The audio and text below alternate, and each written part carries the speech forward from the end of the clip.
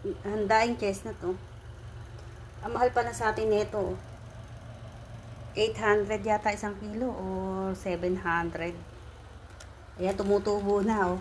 Gusto ko sanang iyo, kaya bulok na to pag umuwi ako. Ayan, ang chestnut daw.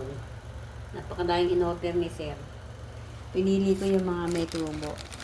Maitanim dun sa kanilang straha. Ito naman yung mga naglutang. Hindi ko alam kung good. Testingin natin. So, ito yung naglutang kanina. Tapos, ito yung hindi. Titingnan natin kung okay pa siya kahit nakalutang. Kasi, tiniga ko siya is okay naman. So, ito yung hindi mga nakalutang. Binukod ko para testingin natin kung ano yung tsura ng nakalutang. So, ayan, mga kapwa ko, content creator. Ayan, ito yung nakalutang kanina. So, ibig sabihin is malapit na siya masira. Pag nakalutang is hindi na siya maganda. No? Ito yung kanina na medyo good, pero hindi na siya okay. Kaya tatapon na natin lahat ng naglutang. So, ito naman yung ating nilutong good kanina. Ayan, maganda siya. Ayan. Thanks for watching.